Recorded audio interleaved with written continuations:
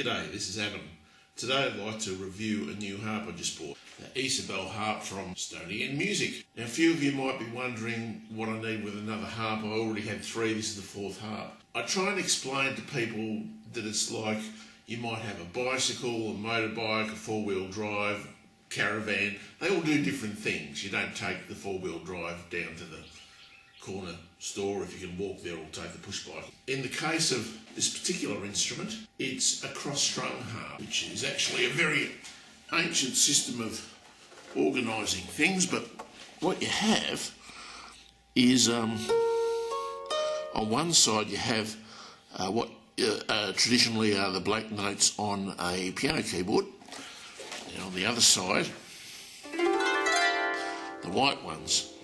And hard to see from here, but one set of strings goes right to left and the other set goes left to right. The idea being that you can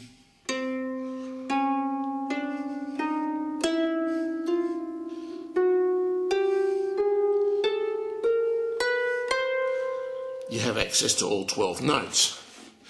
Now on the other harps that I play, really you only have access to 7 notes at a time, and this has sort of limited my ability to work in the genres that I would like on the harp. So I'm hoping with this new Stoney End instrument that I'll be able to do a bit more varied work. The harp itself's very beautiful. First thing I noticed when I took it out of the box, it's a beautiful harp. This one's made out of walnut. It has a lovely little medallion inset there that says music can save the world. I don't know if that's true. It's a nice thought. It certainly takes the edge off it. Nice little heart cut out hole in the soundboard. Beautiful decorated beading. It's certainly one of the most attractive harps I have. It's also set up for having a strap on, and I've had the strap on. You can walk around with it quite nicely. It's a nice weight and balance as well. The sound hole in the back is set quite high. It's not suitable so much for having, for using with a lap bar. Harpers that are watching this video know what I mean by lap bar, but basically it's a bar that goes across my lap that makes it a little bit easier to play it for long periods of time. Beautiful wood grain and nice little panels cut on the side. It's really a very attractive harp. So how does this change things? Well, traditionally, say, like a tune like Greensleeves, I'd probably play using all the white notes. So I'd play what's technically known as an Aeolian mode or natural minor version of the tune, something like this.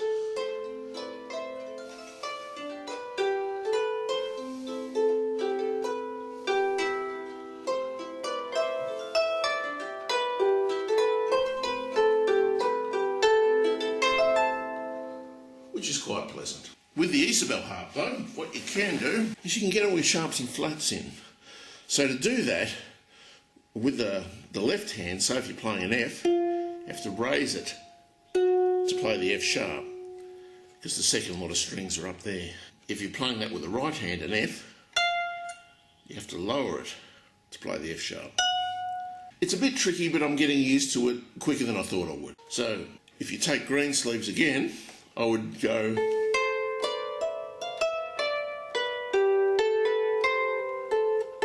for the G sharp,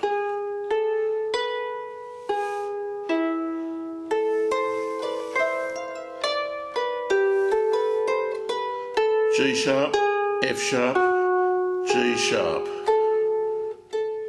Whereas in the other version I think I did something like that.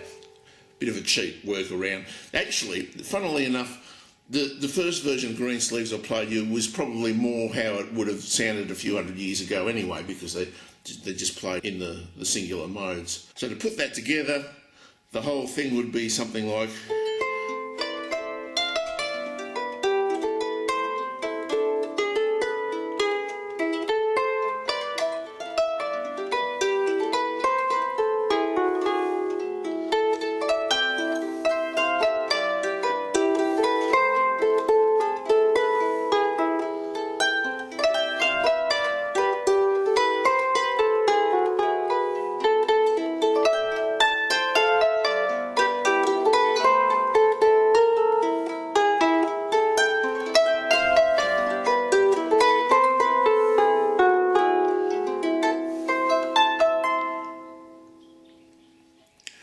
One of the disadvantages of the instrument that you heard just then, it's a lot easier to play a wrong note. So you've got to be fairly comfortable with what you're doing before you take it out in public or record with it.